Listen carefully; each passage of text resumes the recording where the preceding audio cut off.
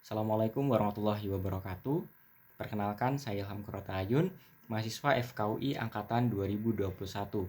Pada kali ini, saya akan membahas sebuah film berjudul Mes. Sebelumnya, saya berasal dari kelompok 5 dengan NPM 21067087772.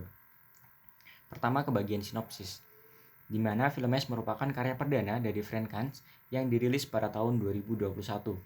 Film ini menceritakan dua pasang suami istri.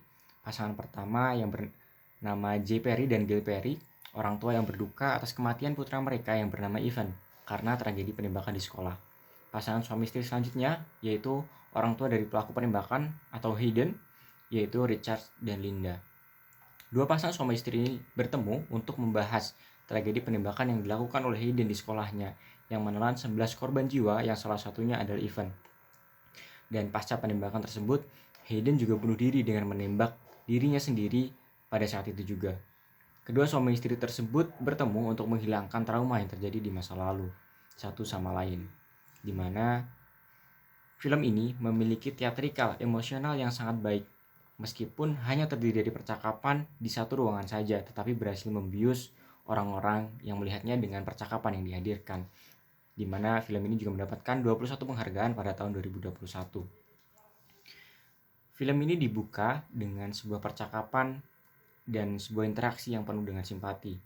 Kedua belah pihak yang berinteraksi saling mengetahui satu sama lain, saling merasakan satu sama lain bahwa mereka kehilangan kedua anak mereka. Mereka saling memahami bahwa kehilangan seorang anak itu merupakan luka yang dalam dan membekas hingga pada saat ini. Sehingga ketika mereka memulai percakapan, mereka tidak langsung membahas mengenai masalah yang akan dibahas. Tetapi orang tua Hayden misalnya, dia memberikan bunga kepada orang tua Ivan. Kemudian orang tua Ivan yang mempertanyakan bagaimana kehidupan orang tua Hayden sekarang, supaya suasana pada saat itu menjadi lebih cair.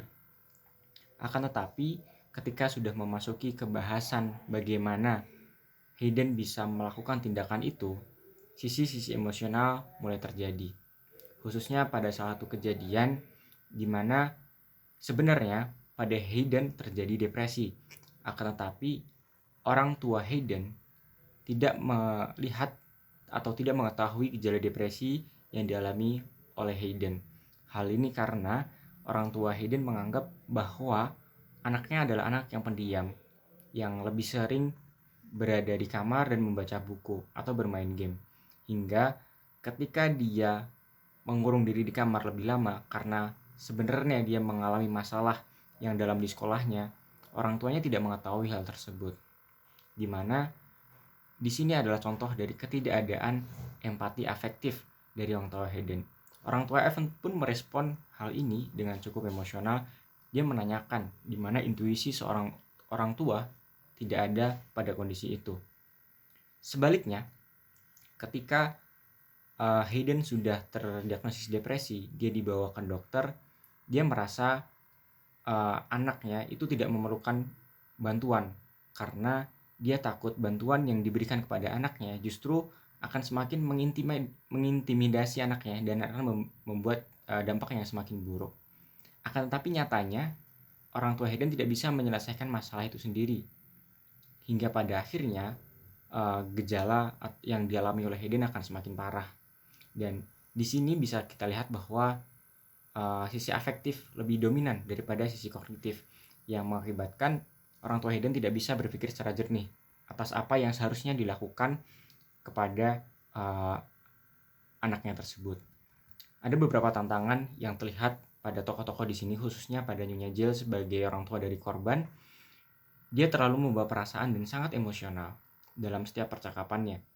Akan tapi, untungnya terdapat suaminya yang lebih bisa menyeimbangkan antara kognitif dan efektif, antara perasaan dengan kognitifnya, sehingga dia dapat lebih tidak menyinggung dalam percakapan dengan pasangan salah satunya. Di sini, apabila tidak ada suaminya yang menahan Nyonya Jill untuk tidak terlalu emosional, maka tentu percakapan tersebut akan menjadi semakin keruh atas kondisi yang ada. Dari film ini saya belajar banyak hal mengenai pentingnya empati, supaya kita dapat lebih memposisikan diri kita dengan baik ketika berbicara dengan lawan bicara kita. Terlebih lagi, lawan bicara kita memiliki perasaan yang sensitif karena suatu hal. Akan tetapi, dari film tersebut kita juga bisa ambil bahwa aspek afektif ataupun kognitif tidak boleh terlalu dominan satu sama lain. Apabila aspek afektif terlalu dominan, maka akan membuat kita terbawa suasana sehingga kurang bisa berpikir secara objektif.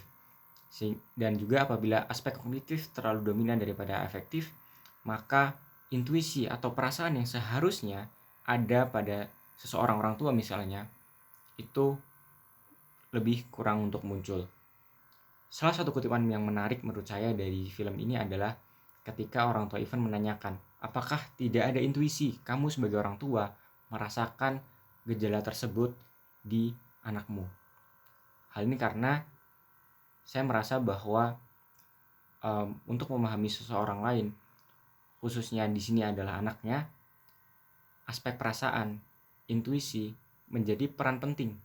Karena apabila aspek tersebut hilang, dan ya seperti ini hal yang terjadi, kejadian yang seharusnya mungkin bisa dicegah lebih awal, akhirnya tidak bisa dicegah. Karena kepekaan terhadap kondisi di sekitarnya, perasaan yang seharusnya bisa lebih peka, intuisi orang tua yang seharusnya hadir, tidak hadir di sini sehingga terjadilah tragedi seperti demikian. Mungkin demikian mengenai review film yang berjudul Mes tadi dari saya. Atas kurang lebihnya mohon maaf. Sekian, terima kasih. Assalamualaikum warahmatullahi wabarakatuh.